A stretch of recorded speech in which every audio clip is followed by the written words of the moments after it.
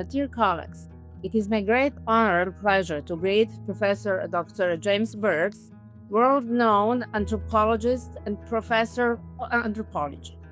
Professor Dr. James Birx is a permanent and full professor in European Center for Peace and Development of the University for Peace, established by the United Nations, and distinguished professor in the Faculty of Theology at the University of Belgrade.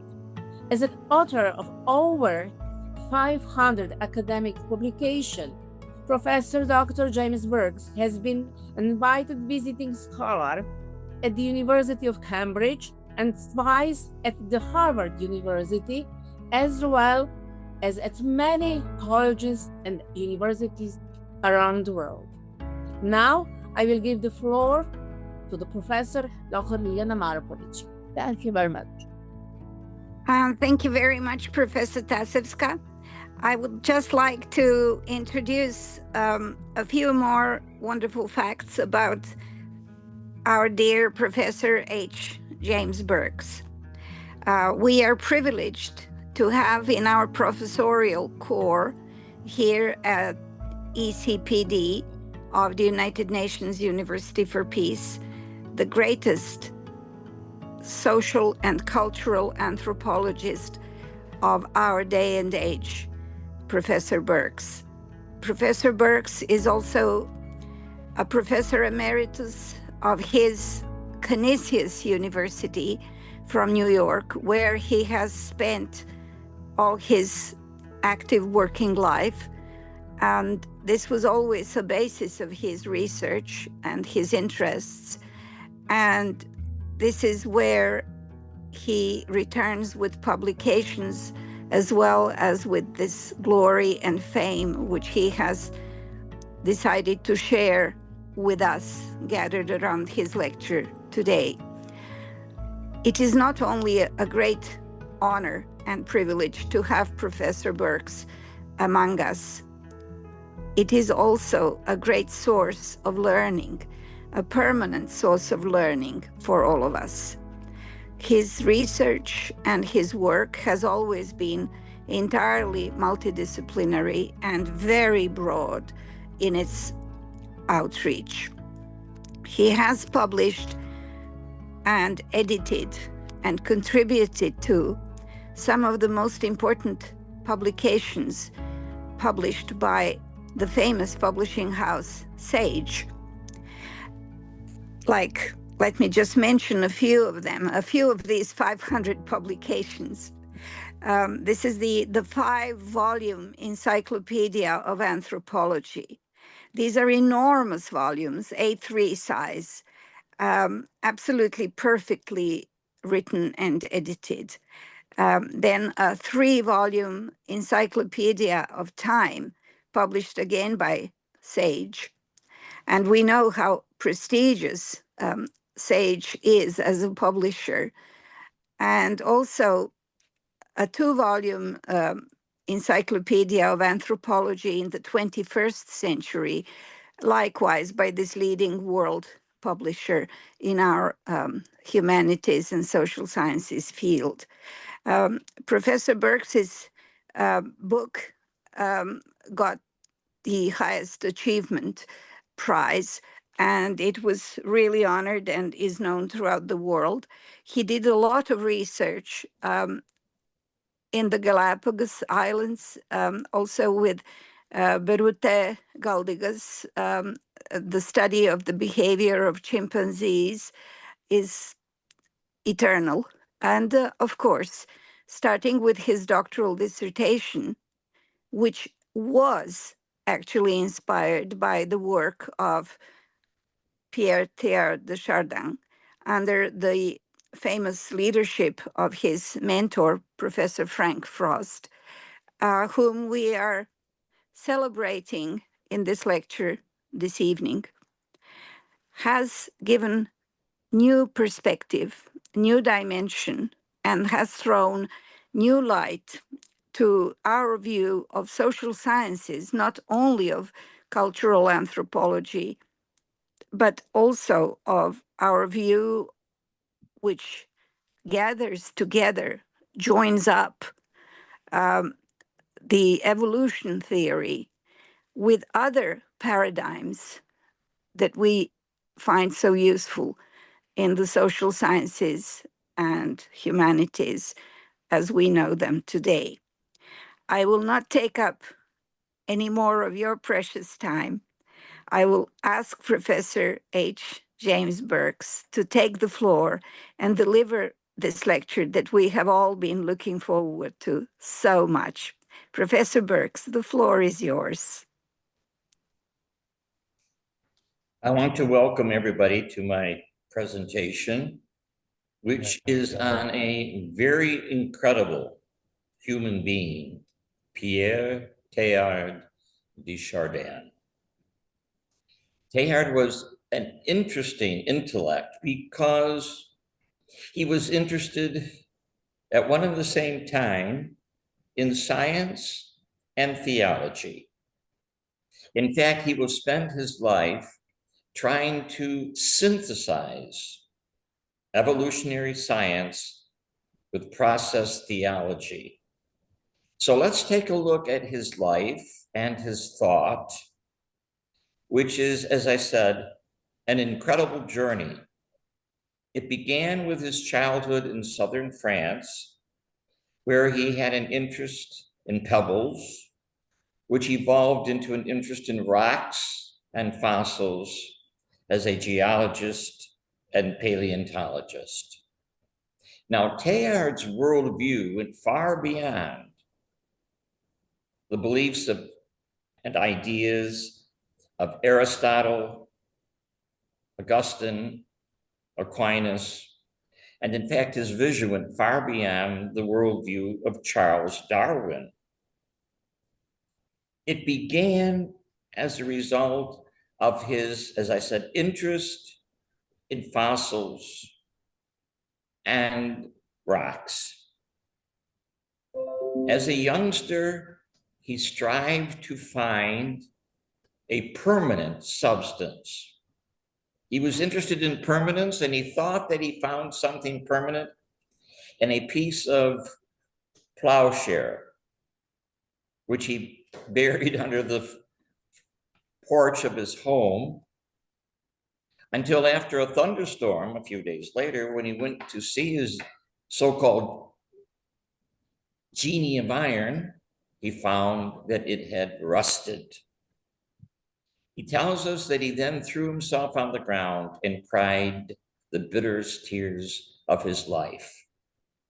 He would spend the rest of his life looking for another permanent, incorruptible object, which we will see evolving in his thoughts, his philosophical view of the world. Teilhard desired to become a Jesuit. He became a Jesuit and eventually a Jesuit priest. But during this time, he had the opportunity to visit Egypt. Now, his stay in Egypt for several years was extremely important because here he could develop his geological and paleontological expertise by searching for fossils in the hills near Cairo. It is during this time that he reflected, no doubt, on the Sphinx, the pyramids, the fossils he found in the hills, and the Sahara Desert. This gave to Teilhard a conception of the vastness of time, which stayed with him the rest of his life. He did spend several years teaching at the Holy Catholic School in Cairo, and he did research, as I said, in the hills. But after several years, he left Egypt and went to England, where he would finish his theological training and become a Jesuit priest. Now, besides his growing awareness of time, thanks to his stay in Egypt, Teilhard had the fortunate opportunity to read Henri Bergson's Creative Evolution of 1907. Now, Bergson at that time was becoming one of the most influential philosophers in the world. In 1903, he had written An Introduction to Metaphysics.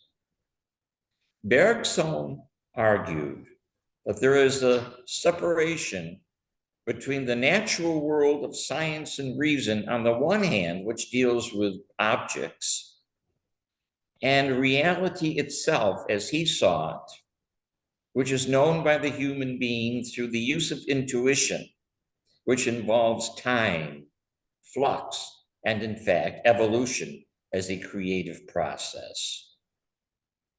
When Teilhard read Bergson's Creative Evolution, he became convinced that evolution is a fact of reality. It's important to note that Teilhard was influenced by Bergson and not the scientist Charles Darwin, because Bergson appealed to Teilhard's own interest, a metaphysical interest in time. Accepting evolution, Teilhard now had the challenge to reconcile science with theology in a new philosophy that was process. The flux of reality for him was real. It was the essential characteristic of all of nature. After becoming a Jesuit priest, Teilhard participated in World War I. What is interesting about his stay in Europe during World War I is that he emerged from this horrific time more optimistic than ever. In fact, he had several mystical experiences in this time of his life. Teilhard, committed to evolution, had his own ideas about Adam and Eve and original sin. So he wrote essays, one in particular about original sin, in which he attempted to explain original sin in terms of evolution. Very briefly, he thought that the universe is imperfect, but it's evolving and becoming more and more perfect. And thus we are moving away from evil and more toward the divine. This essay on original sin, unfortunately, fell into the hands of some of his Jesuit superiors. Now, of course, Teilhard's personal interpretation of original sin in terms of evolution did not agree with the beliefs of the Roman Catholic Church at that time. And so Teilhard was silenced. He was told that he could not publish his writings, only those dealing strictly with his scientific research. And in fact, he was removed from France and sent to China. Now, here is the irony of ironies in Teilhard's life. Because of his ever-growing evolutionary view, they send him out of France to China, and at that time, China would provide the scientific world with the most significant fossil human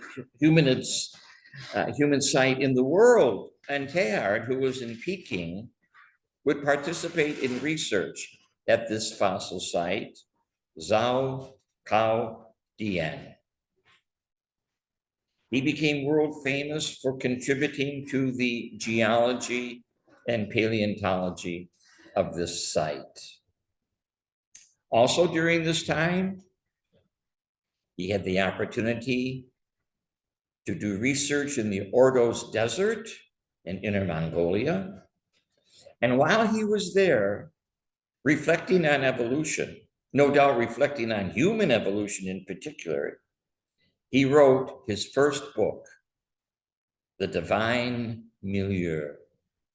Now, the milieu that he's talking about is, of course, the human environment, and it includes a divine environment, the environment of God. In this divine environment, humans are evolving toward a distant endpoint. When Teilhard asked for his essay, The Divine Milieu, to be published, publication was denied.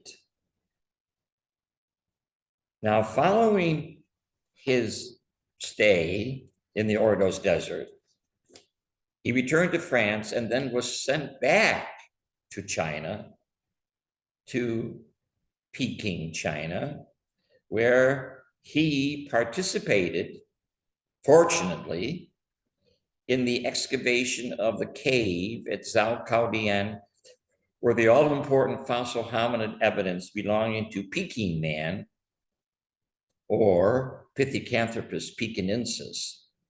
These finds convinced Teilhard more than ever of the fact of evolution.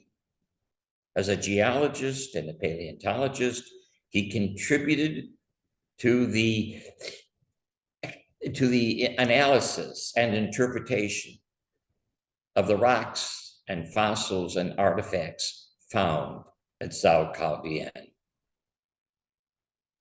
During this time, Teilhard had the luxury of time to think about the vastness of time, to think about creative evolution, to think about where our species fits into the grand scheme of things, the evolutionary framework.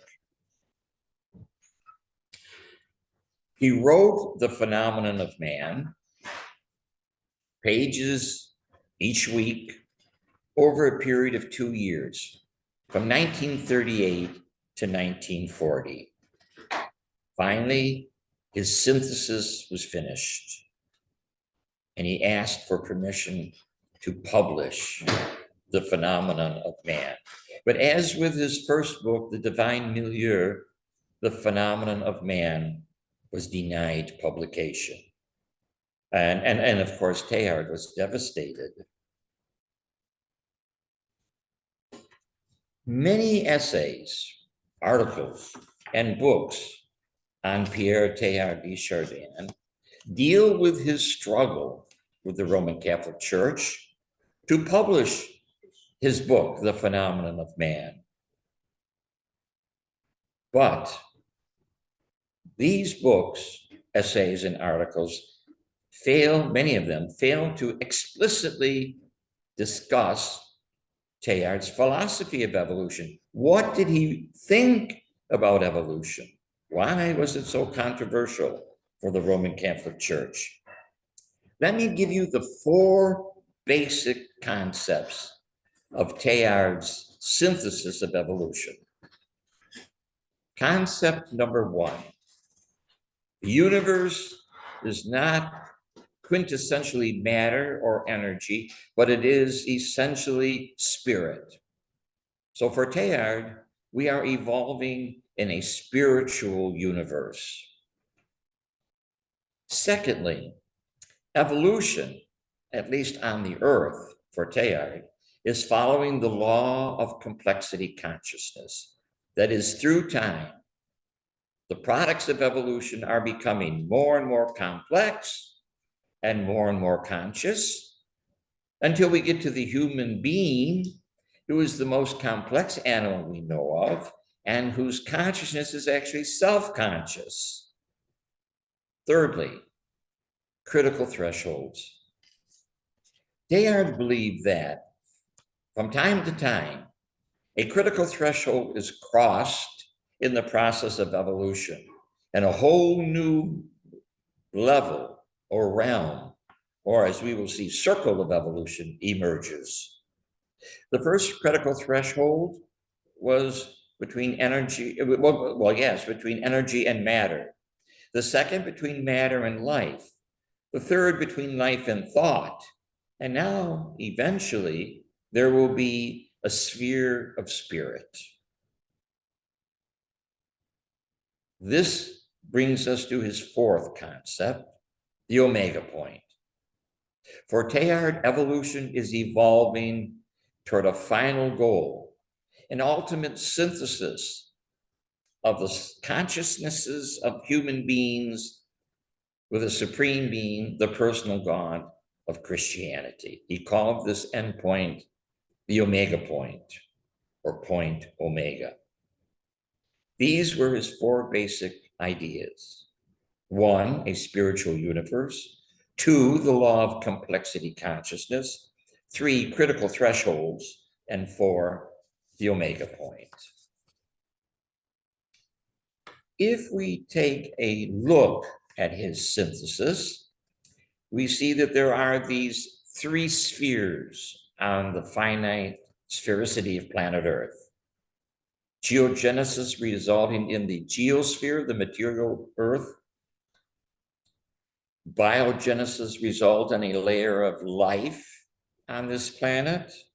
And in the future, the convergence of all immortal souls or centers of consciousness will result in a supreme synthesis of thought or consciousness, which will eventually detach itself from the earth, transcend space and time, and be united with a personal God, the creator, sustainer, and goal of evolution.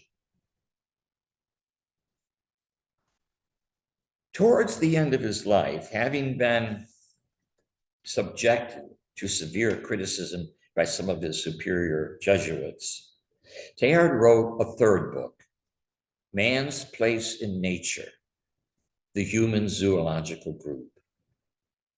In this third book, he attempted to present a far more scientific view of his interpretation of evolution in terms of the growing fossil evidence, particularly the evidence for human evolution. Unfortunately, his third book was also denied publication.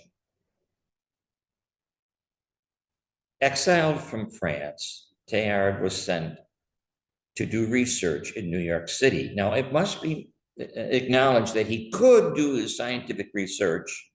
He could publish scientific papers, but he could not teach or lecture or publish on his own personal interpretation of organic evolution. Teilhard, we could say, presented a phenomenology of evolution. That is, he was concerned with consciousness. He was concerned with intentionality. He was concerned with the essential structures of evolutionary history and with the creativity of the evolutionary process.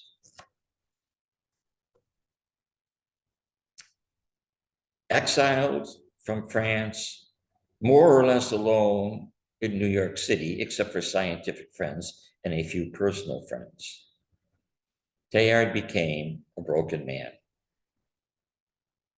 He died on Easter Sunday at 6 p.m. in 1955 and is buried in Hyde Park in the cemetery for the New York City province. Because of his death, the church had no control any longer about his writings. And so his 3 books were published.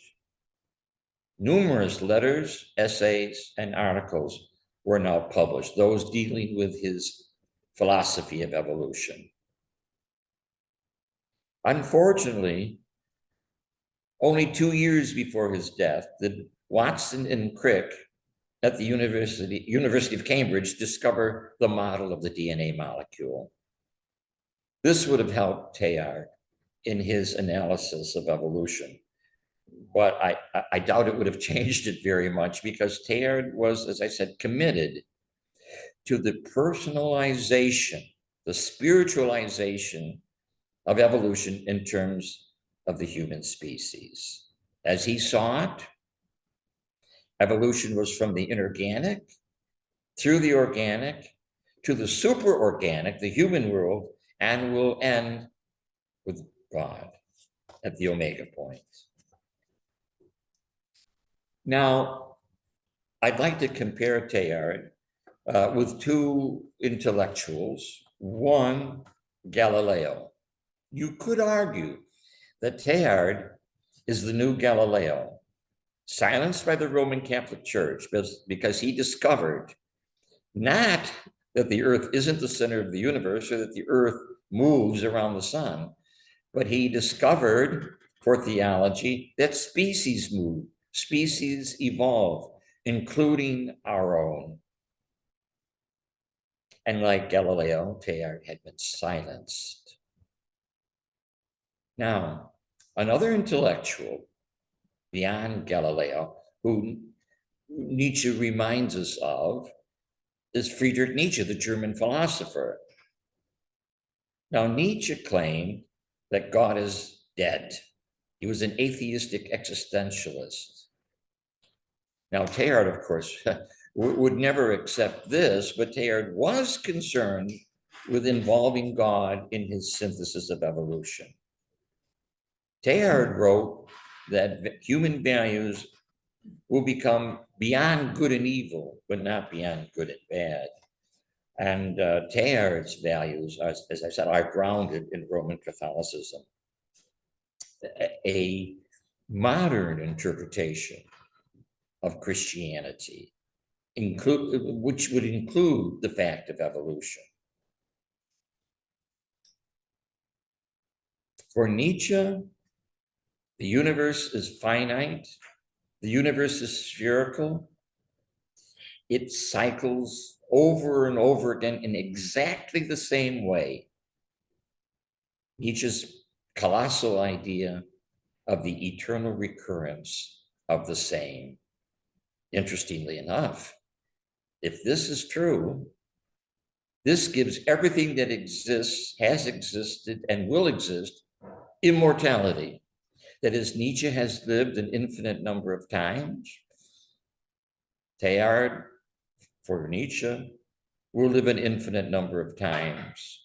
Everything repeats itself forever. Now, with Teilhard, the omega point represents the end of human evolution, and one does wonder what happens to the rest of the universe with its billions of stars and billions of planets and perhaps life forms elsewhere.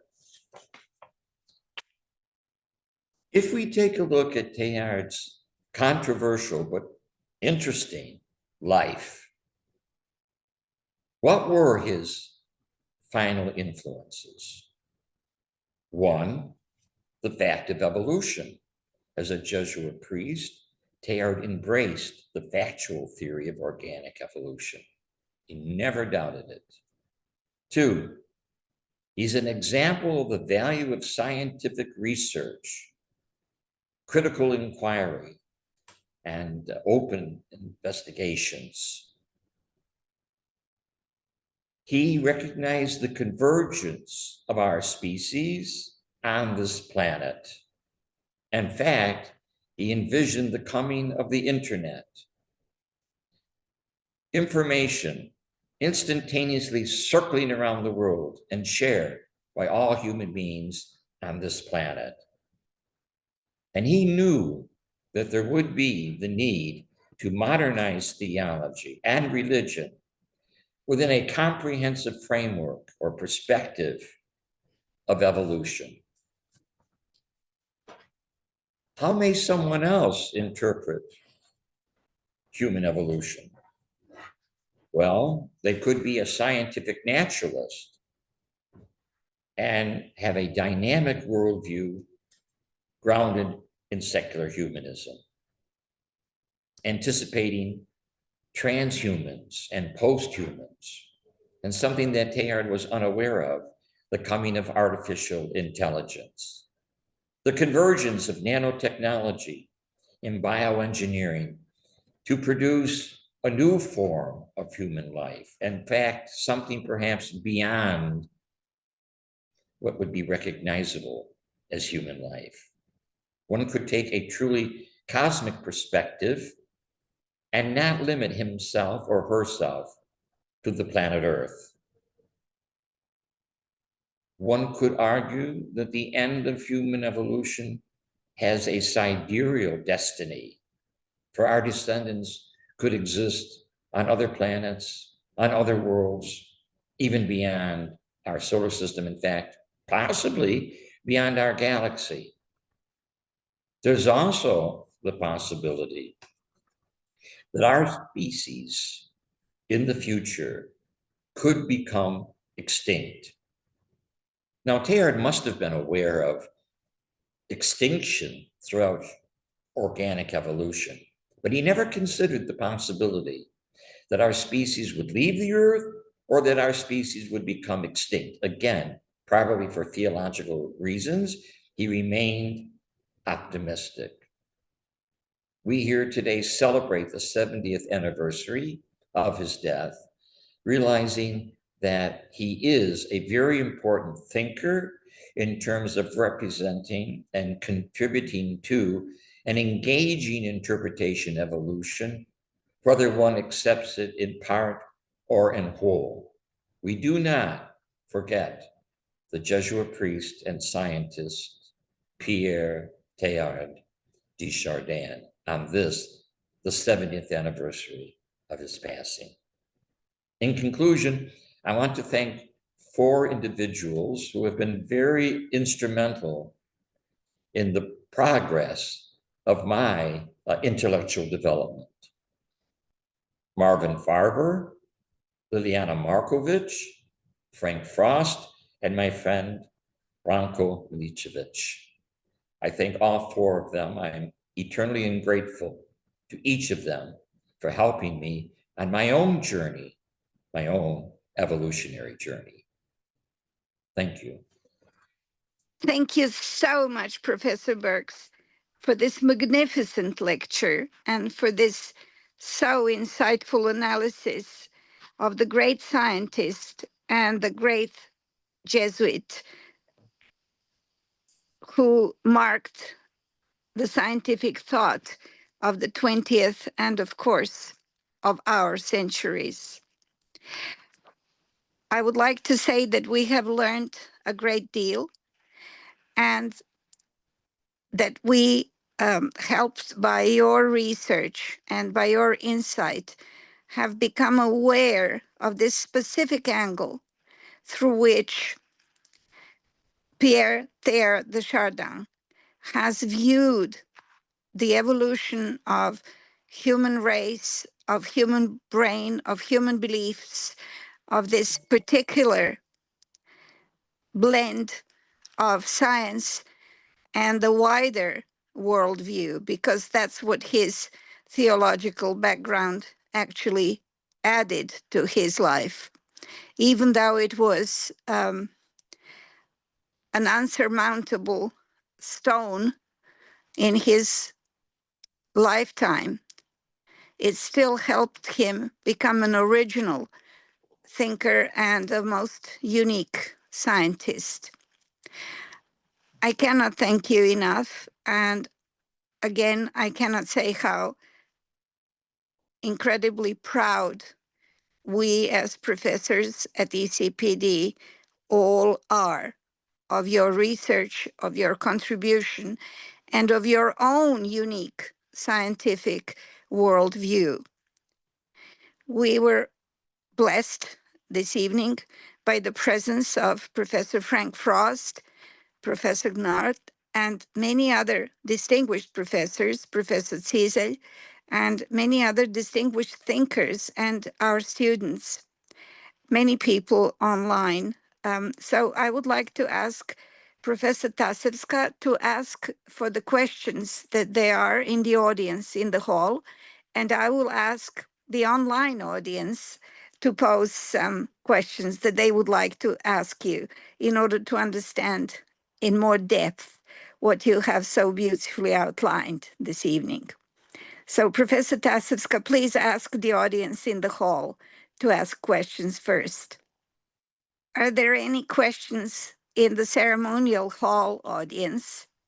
This is the question. What is the significance of the discovery of the packing man for the development of science? Well, the discovery of Peking man was extremely significant at that time in the 1920s and 1930s. It was the most important fossil hominid site in the world. And it yielded many fossil bones of Homo erectus. It yielded many stone implements of Homo erectus dating back 200 or 300,000 years. Now, of course, this was before human fossil sites were found in Africa. It was extremely important, and it still is, and research is still going on at Zalcaldian, and there is a museum about Peking man or Homo erectus or Pithecanthropus pekinensis there today. And Teilhard was very instrumental in discovering and interpreting much of the evidence, in popularizing the evidence. And as I said, it convinced Teilhard more than ever that human evolution is a fact of the natural world, that humans have evolved as a part of organic evolution on planet Earth. So I hope I've answered your question, because Teilhard was directly involved at this site, and this site at that time was the most important fossil hominid site in the world. And Teilhard was directly associated with it for many years while he lived in, at that time, Peking, China. Thank you very much, Professor Birx. There is another question from here. Why were Pierre Teilhard de Chardin's principal findings so unacceptable to the Jesuit order, and because of that published only posthumously? What was that last part? Why what? And because of that, I can repeat all the question? No, just the last part. And because of that, because of this unacceptance, because of that, published only posthumously. Oh, well, because many of his Jesuit superiors objected to and were probably embarrassed by Teilhard introducing the fact of evolution into theology. They didn't know how to handle it. I mean, how do you handle Adam and Eve? How do you handle original sin if you're committed to evolution? And Teilhard tried to incorporate original sin into Roman Catholicism in terms of the evolution of our species. Now, he was objected to by his superiors. He wasn't allowed to publish his books and his philosophical and theological essays because this was embarrassing to them. They had no way of incorporating human evolution into their theology. It just hadn't been done. And this is where Teilhard was unique. But as a scientist, he knew that organic evolution is a fact. And somehow, Roman Catholicism, its basic beliefs, had to be incorporated into this evolutionary framework. And he did the best he could at that time to incorporate the factual theory of organic evolution into Roman Catholicism. Now, he even went beyond Roman Catholicism in anticipating what he called a meta-Christianity, a worldwide Christianity above and beyond traditional beliefs that could incorporate evolution into understanding and appreciating the significance of our species now and in the future. So it was a challenge to Roman Catholicism, and he suffered because they could not accept the possibility of the fact of human evolution in terms of their traditional Roman Catholic beliefs. This is why he was so extraordinary, why he was so unique, and why he suffered for his creative and critical thought in terms of evolution and theology. In fact, he knew that for the church, the Roman Catholic Church, to remain modern, it must somehow align itself with science, and in this sense, in this term, in this way, the evolution theory. Well, thank you very much. That was all from the audience here. All right. Then may I ask to be permitted to ask the online audience if they have any questions to pose to Professor Birx, please.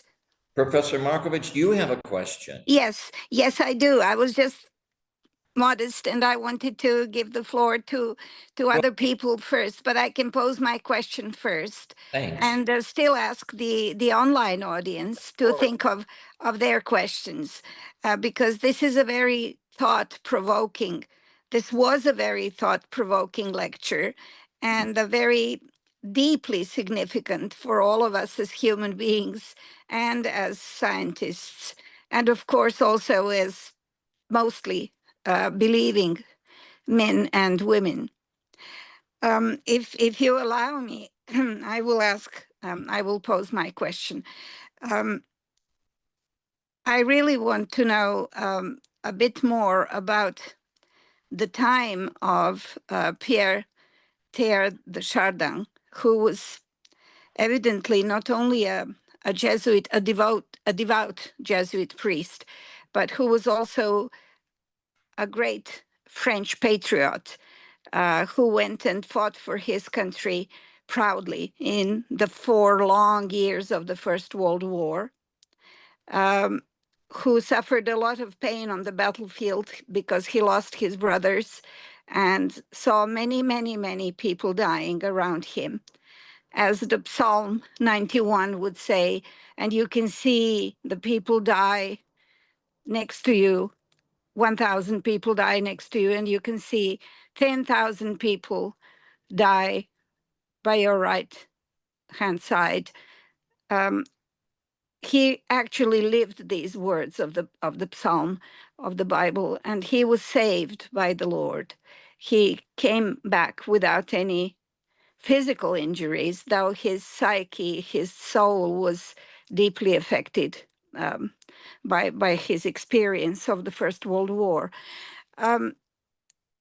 We know from the point of view of the Silk Road studies how very important the Jesuit priests were in the east of Asia, in the cultural transfers. Let us just think of another grand Jesuit, Matteo Ricci, who was so important in China, not only at his day and age, but also as a maker of the first Chinese language dictionary. The Jesuits did the same in Korea and in Japan.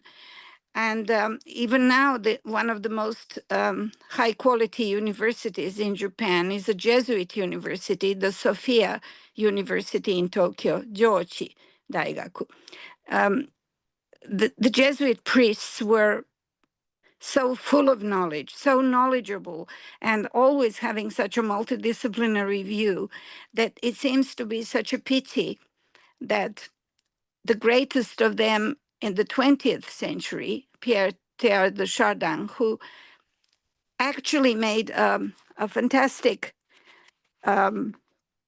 step up in going into a new paradigm, which should have been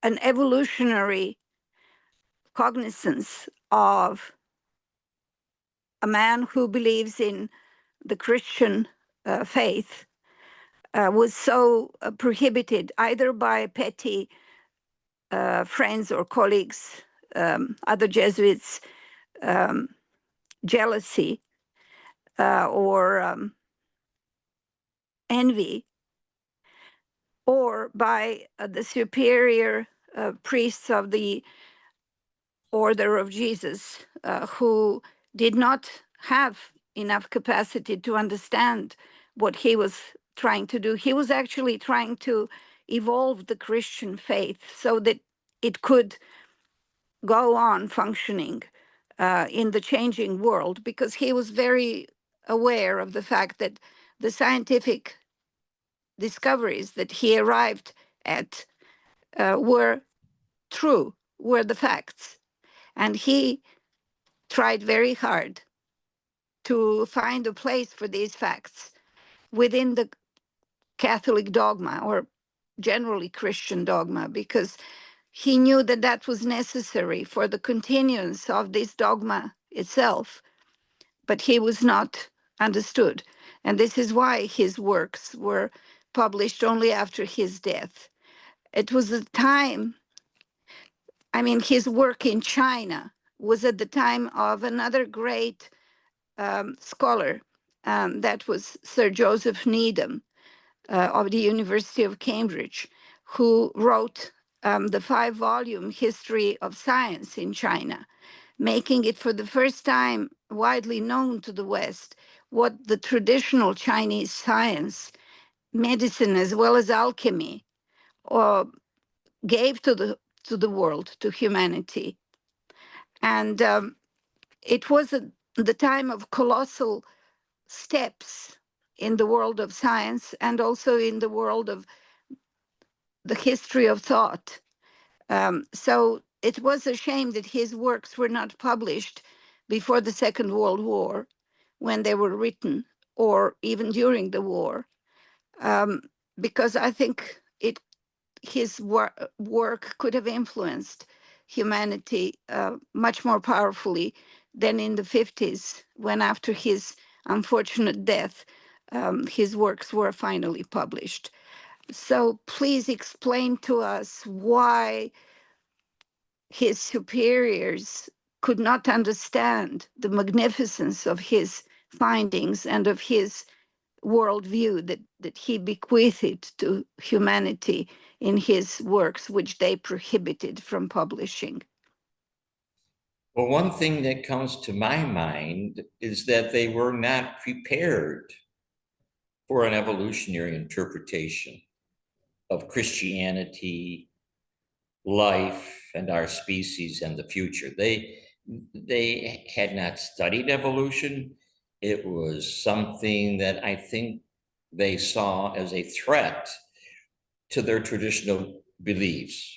So they just were not intellectually prepared to handle such a remarkably different view of the world. I mean, you're going from a Thomistic view, which is Aristotelian quintessentially, with an emphasis on fixity, to a worldview that's grounded in change, grounded in evolution. And I don't think they were prepared for such a dramatic change in views concerning Christianity, concerning the religious beliefs and values. I mean, and it was something new to them. I think it was a threat to them.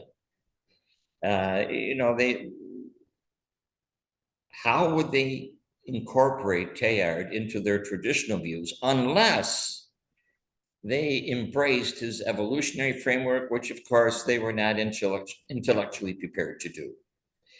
So there were some Jesuits who did not object to the publication, but his superiors did object, and so they weren't published.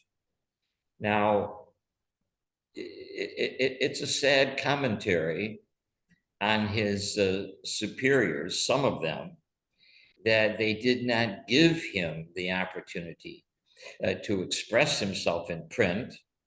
It's also unfortunate that Teilhard didn't have the opportunity to answer critics who read his printed works. I mean, he was not able to answer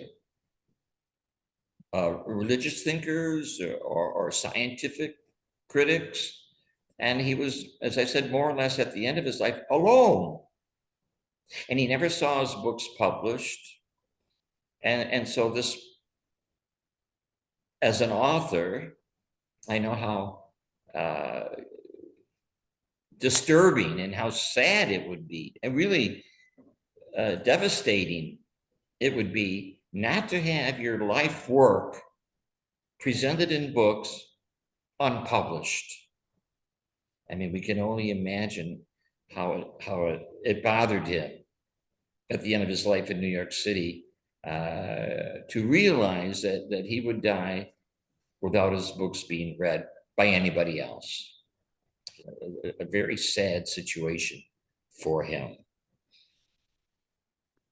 Thank you very much. I do understand.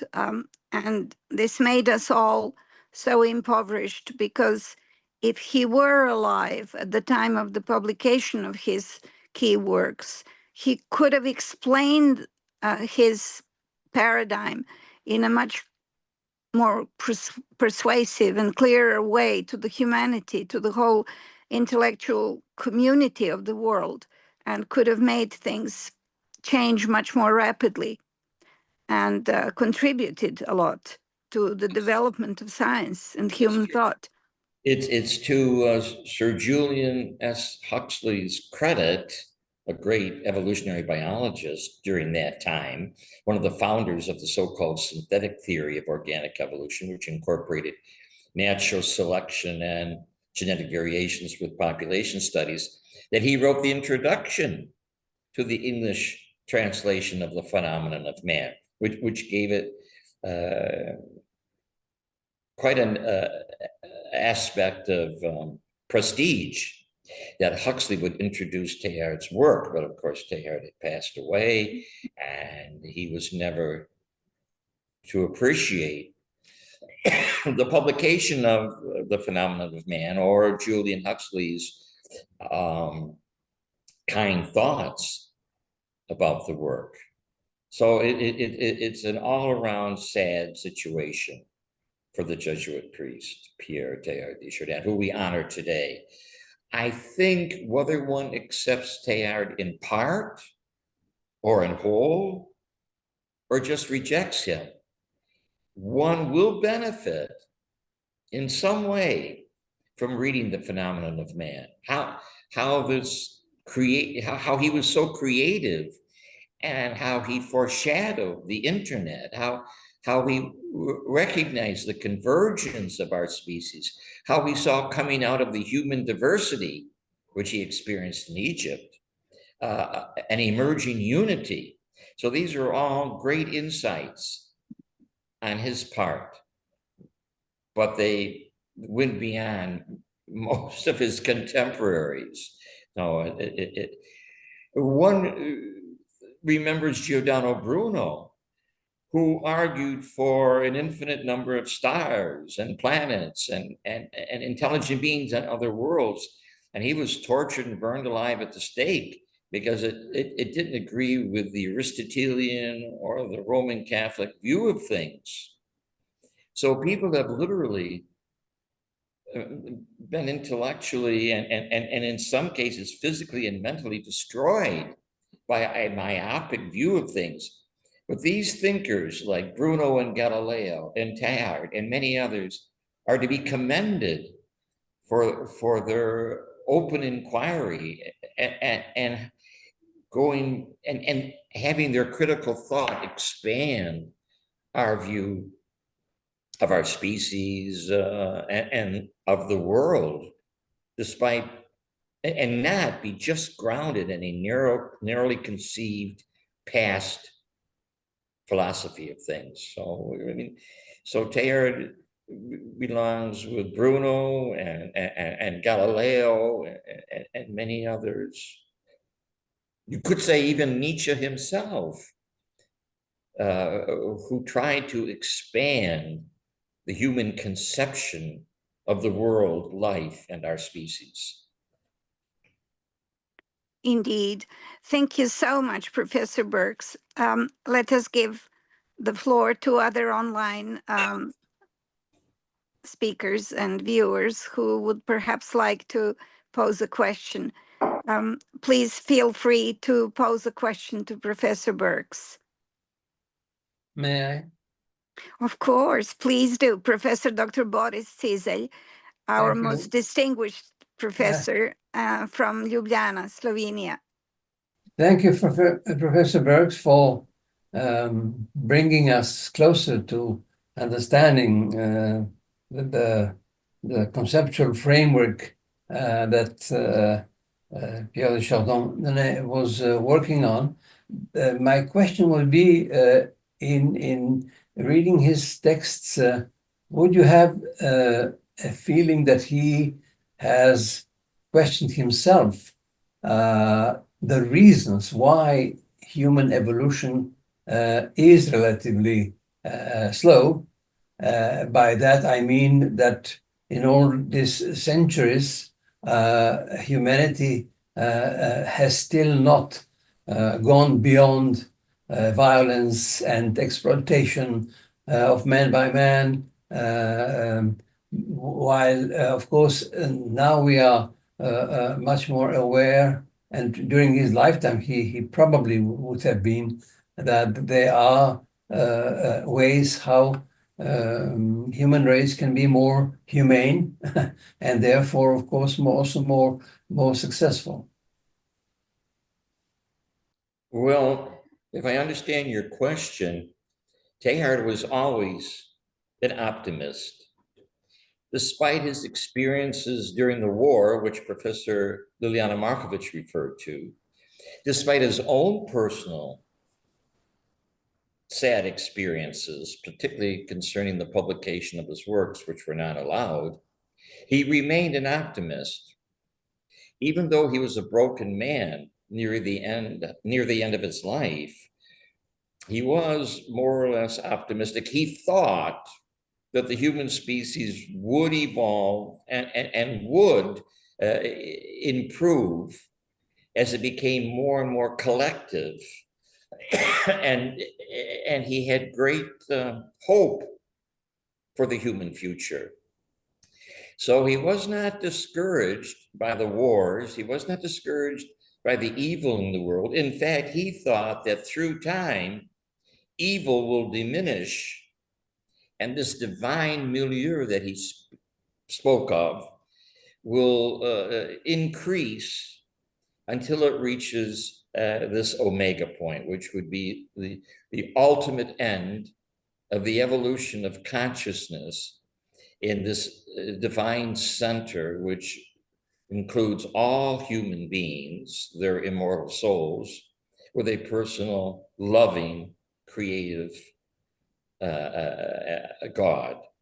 So he remained an optimist, and he was determined to remain optimistic because he thought that if he gave in to his critics, that it would damage his philosophical view.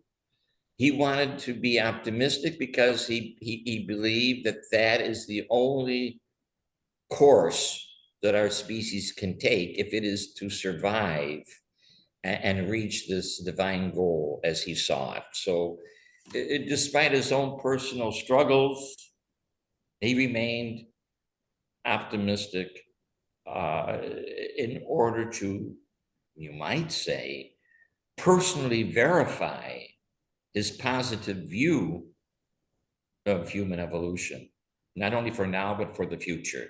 So it's remarkable that he did not leave the society, which he could have. He could have left the Jesuit society. He did not. He chose not to. He thought if he left the society, it would do an injustice to himself and to his philosophy. So he never seriously entertained leaving the Jesuit society, which is something very interesting to reflect on. Thank you. Thank you very much. Thank you. Mr. Frank Frost. Thank you. First, I just want to say, Professor Birx, that Mary and I are absolutely delighted to congratulate you on this wonderful presentation. We know how difficult it is to take his life and concisely put it in context, particularly in your case, philosophical context. And we also just want to thank you for participating in our film, Teilhard, Visionary Scientist, and to let the audience know that it was not just a small interview that you did, but that you were a counselor all along, and that you've been working on Teilhard for many, many years. And so you're bringing a tremendous history to that. And in particular, you and your colleague Ronco went to Egypt. We couldn't take our team to Egypt, but you went to Egypt and did the research there and took photographs that we could use to tell that part of the story. And so we're going to especially thank you for that. If I may go on just for a couple more seconds here, I want to also thank Liliana for bringing to the fore that question of Teilhard's why he was well, maybe it was really a question. You say he's a broken man at the end of his life, and Liliana put the finger on the fact that he was a spiritual man. He was deeply committed to his priesthood, and even we in our film do not say enough about the fact that he was deeply committed to his priesthood, and it was because he was conflicted because he was a priest, but he also was going against the church's notion of evolution. He could believe a certain amount of Darwin, but there was more to it, and you mentioned how Birx gave him some solution to that. But for him, evolution resolved his conflict, how he could both be a priest and be a scientist. And that, because he was so excited about that he thought he had to go to the Catholic Church, that they could actually allow the Catholic Church to talk to scientists and listen to scientists, and it would enrich the church tremendously. And it was because of that in addition to just having his natural ego, compromised by not having his books published, the fact that he couldn't publish those works was the church telling him, no, we're not going to let you teach us, bring us further into the 20th century. And so that's what really broke him, because of his deep commitment to his faith and his deep commitment to the Jesuits and his total commitment to science. So we say in our film, about the film, that he is somebody who brought science and faith together. And that's something we need today. So that leads me to my question, which is, in today's world, I mean, he was as much rejected by the scientific world after he published his books and died than as he was by the church. Today, you sense that there's a greater acceptance of Teilhard's philosophy in the world of science? Well, that's a challenging question, difficult to answer. There were scientists, important scientists during Teilhard's life, towards the end of his life, who did accept some of his ideas, like Sir Julian S. Huxley that I mentioned, Theodosius Dobzhansky, the geneticist, and there were others. Today, as I said, I think that we can appreciate his anticipating the internet. We can appreciate his anticipation of the convergence of our species. As far as his teleology, well, that's a different matter. Is the evolutionary process directional? Well, I have my own concept, which I call emerging teleology. That is to say that even though organic evolution is probably not directional throughout millions and millions of years of the emergence of and extinction of species, that today, as a result of human intervention, our species can guide its further evolution more and more through nanotechnology and genetic engineering, to the point where we can transform ourselves into what's referred to as a transhuman, and then maybe they can transform themselves into posthumans. And we have no idea where this process could end. So Teilhard was instrumental in some ways in foreseeing the internet and taking a positive view toward the factual theory of organic evolution. Probably most scientists would not accept his concept of the omega point. Probably not. But nevertheless, Teilhard is important in the history of interpreting evolution for some of the ideas that he expressed in his writings. And so he will be remembered as a fascinating and innovative thinker in evolutionary thought. Whether they accept him wholeheartedly, I doubt it. But that doesn't diminish Teilhard's scientific research, his scientific publications, his conception of the internet, and his focus on the evolution of our species and what it may lead to, and the need for optimism and the need for values. You could even say in terms of human beings loving each other, because it seems to me since the pandemic that this aspect of loving relationships has diminished. I mean, as I experience the world now, I don't know what happened to it, but Teilhard was aware of the fact that we can only progress, whether in Christianity or any other religion, by being helpful to each other's and by having an optimistic view of our future. And he was, as I said, an optimist to the very end, which is incredible, despite the fact that he was not accepted by some of his superiors. And in fact, you mentioned other scientists. Most of the scientists that Teilhard worked with were absolutely unaware of his own ideas and his writings. I mean, it's incredible. And he mingled with many important anthropologists and biologists. Lastly, I have to mention that Teilhard was not a pantheist. He did not believe that God is the universe. But you could argue that in some ways, he reminds one of Giordano Bruno. He reminds one of Baruch Spinoza. He reminds one of Albert Einstein, in the sense that his view of God was so all-encompassing that it included the universe, despite the fact that God, for Teilhard, is autonomous and has his own personal identity above and beyond the universe. But he belongs in that tradition of quasi-pantheistic thinkers or panentheistic thinkers, that God and the universe are interrelated in this evolutionary process. A very interesting view of things that one can ponder when one has the time to.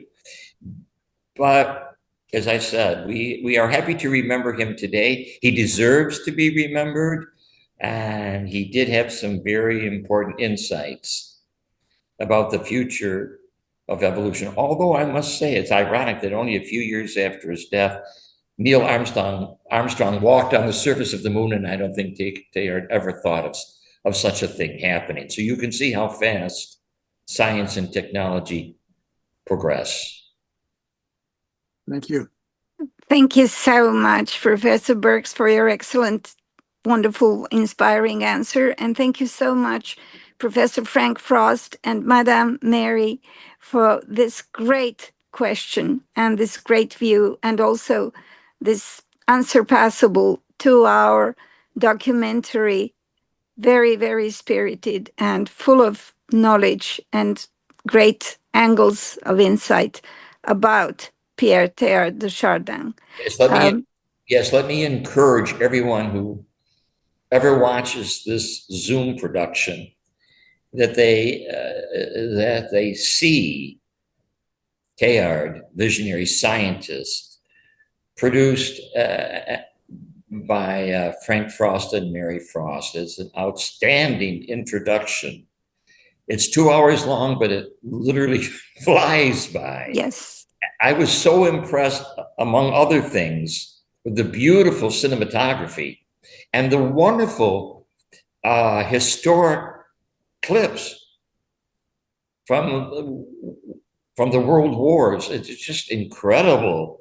You actually live Teilhard's life in this documentary, and I hope eventually it gets the honors and awards that it richly deserves for presenting Teilhard's life in this incredible film. Thank you very much. I'd like to honor my editor, Bob Kenner, on the left, who is largely responsible for this film, because the editing is an incredibly important part of the effect that you described.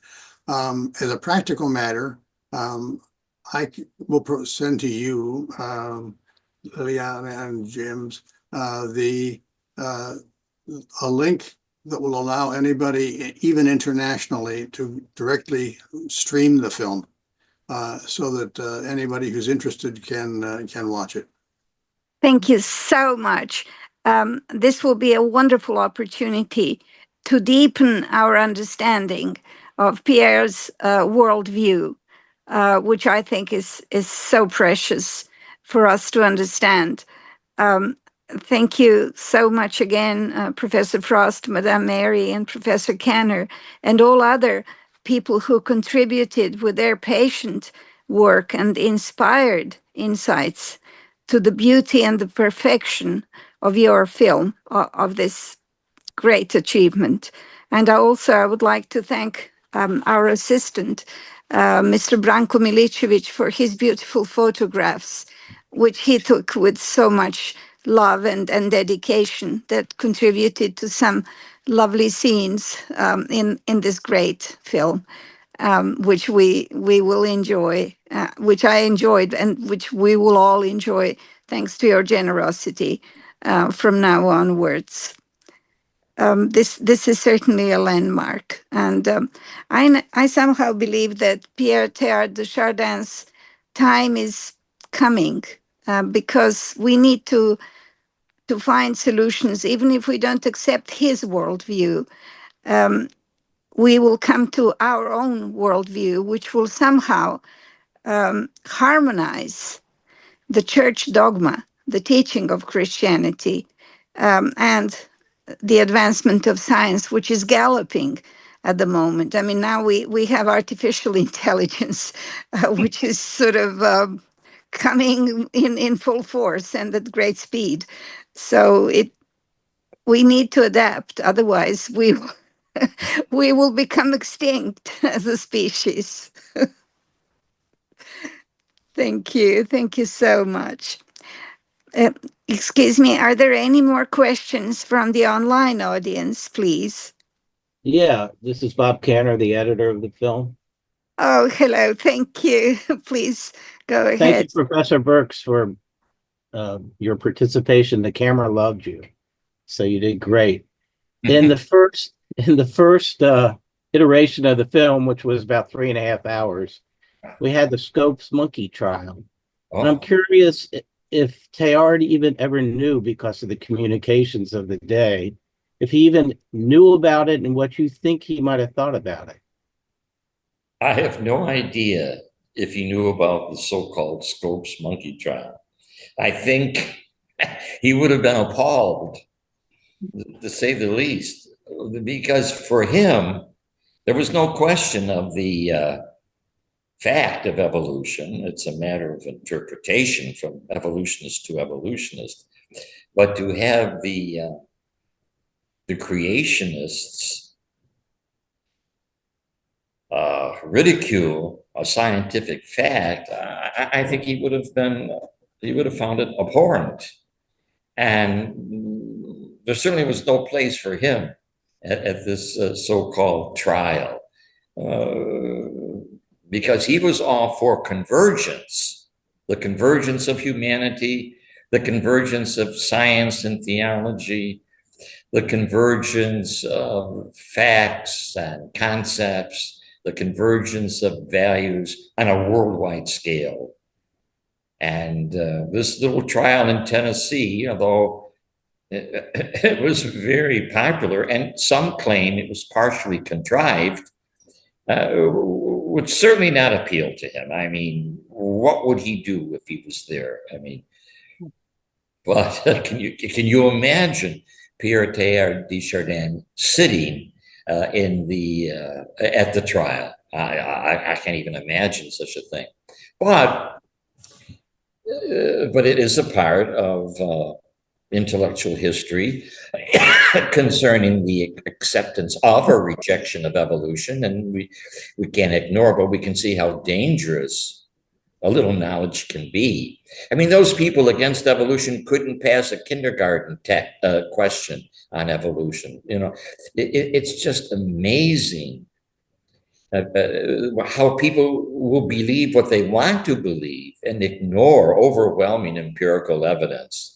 This must have occurred to Teilhard many times, that there's this overwhelming evidence. It grows exponentially every year, and yet people choose to absolutely ignore it. So it's just incredible.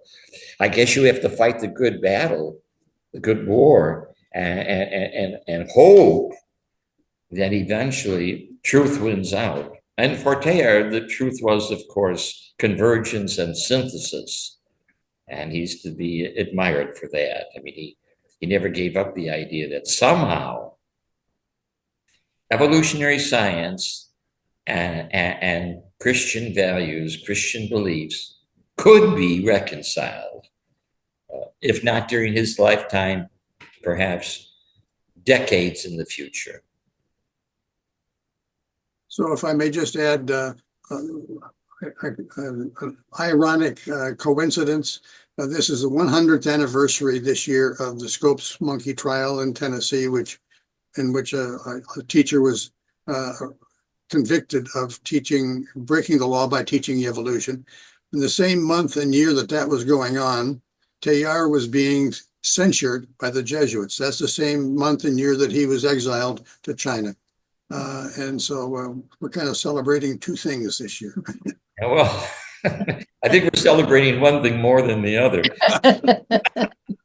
If I can, I mean, so. Yes, it was true celebration. I'm trying to think of the name of the famous lawyer who defended the school, Clarence Darrow. Teilhard may have been interested in meeting him, the great Clarence Darrow. The other irony was that that trial turned in part on the fact that they claimed there was no fossil evidence for evolution from primate to human, and Teilhard was one of the finders of Peking Man, which provided that fossil evidence. Well, as I said, the Homo erectus fossil evidence from South Chaldien was so crucial as a link between the earlier Australopithecines and later Homo sapiens, and that was during his time, and he was there, the most important hominid or human fossil site in the world. How ironic to exile him from France for his evolutionary views and placing him square in the center of the South Chaldien excavations. I mean, I find this overwhelming, perhaps divine intervention. Yes. I mean, it is quite ironic if you think about it.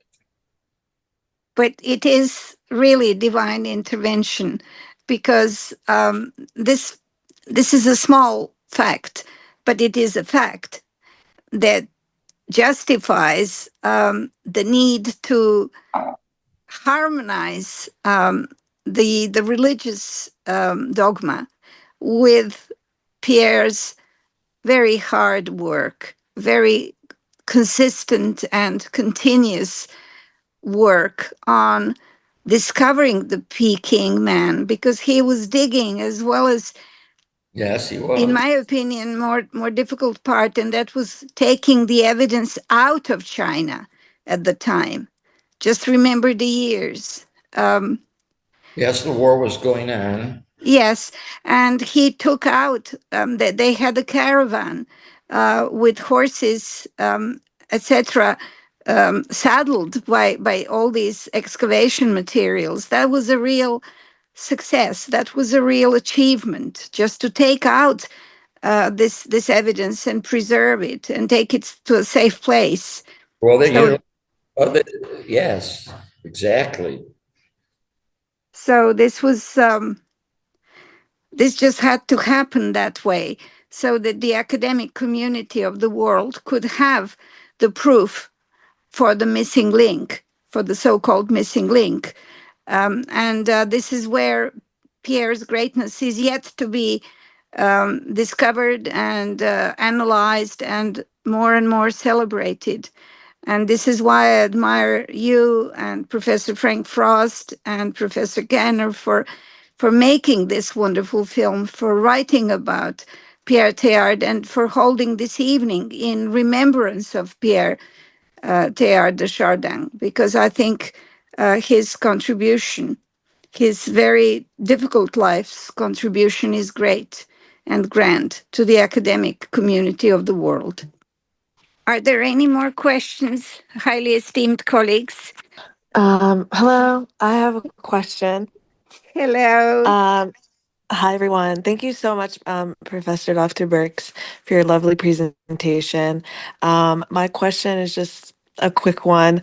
As someone that's in the next generation, and also very interested in education policy and curriculum, I'm just thinking about, and maybe speaking on the behalf of our students that are also present online, how can we, as the next generation, live up to the legacy of Pierre, and keep him as relevant as possible through education and through curriculum, etc. So if you have any ideas, that would be interesting.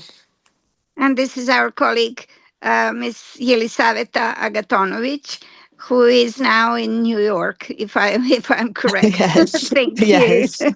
Well, of course, Teilhard was buried in New York City. He spent his last 5 years, most of them, in New York City.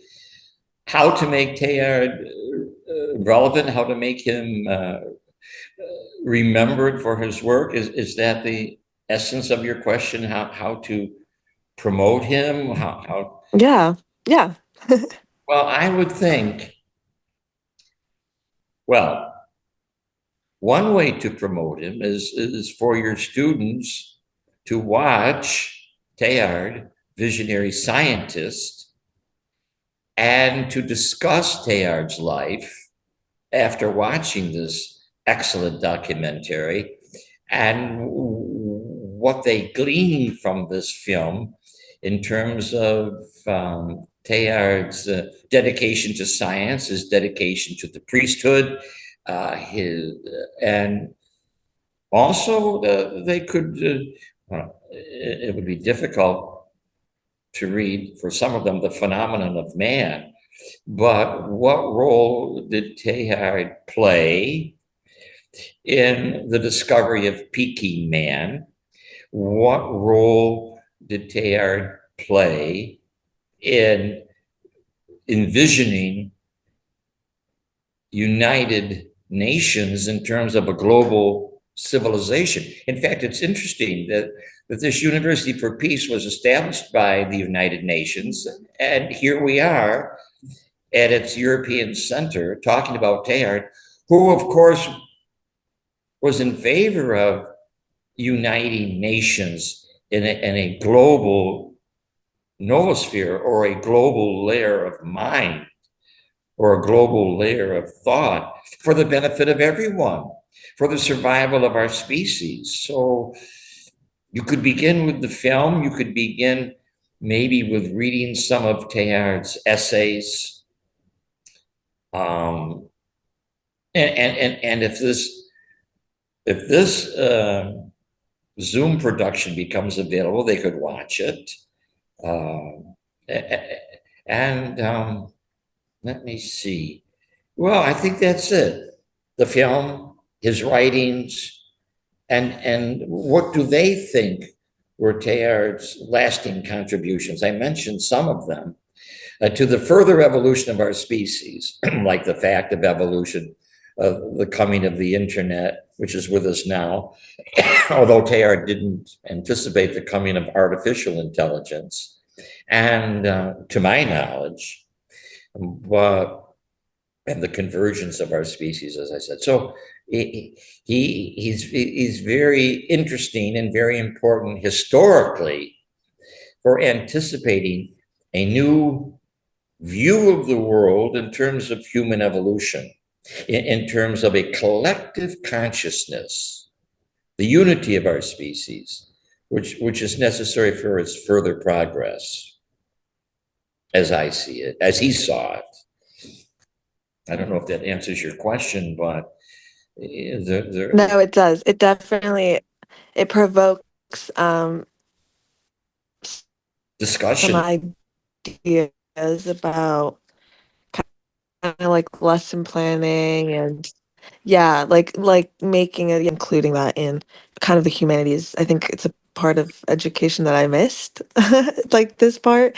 So that would be interesting to kind of bring it back. I mean, we speak about evolution and those ideas, but not to this extent with this much information and material, etc. So, By the way, thank you. That was very helpful. you could consult my award-winning academic book of the year, Theories of Evolution. Yes. I don't know if you're aware of it, but it's Theories of Evolution. It's on Amazon.com. You could get a copy or at a library. It goes through all of the major evolutionists, including an extensive coverage of Darwin and Teilhard and all of the other major evolutionists. And you can see that there's a spectrum of evolutionary interpretations, from strict materialism through different forms of vitalism to spiritualism and finally mysticism. So evolution may be a fact, but there's a wide range of interpretations of the process. And Theories of Evolution focuses on it.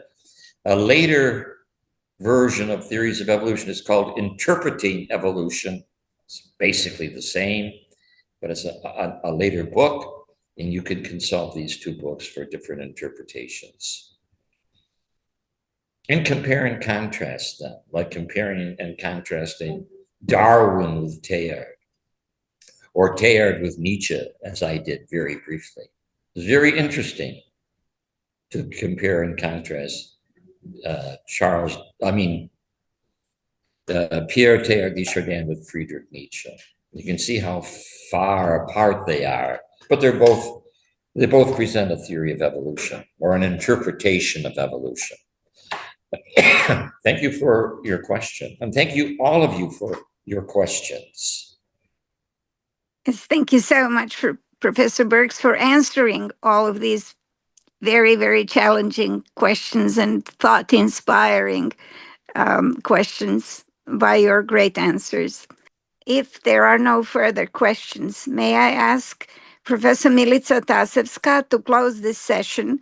Let me just say in the end how grateful we all are to Professor Dr. H. James Birx for his wonderful contribution to our academic community this evening. And let me thank you all online and on site for participating. On behalf of our Executive Director, Academician, Professor Dr. Negoslav Ostojic, who is the head of ECPD of the University for Peace established by the United Nations. We were very privileged, let me say again, to have this lecture this evening. Thank you. And Professor Tasevska, the floor is yours, please. Thank you very much. Dear professors, dear colleagues, I'm very great, dear Professor Birx. I'm very grateful to be present this evening with us and to share and to hear every time something new big and important from my dear Professor Birx, I know from 15 years. I hope that we will see very soon. And one big thank you for following this lecture from Professor James Birx. Thank you. Good night, everybody. Good night, everybody. Thank you. Thank you so much. Bye-bye.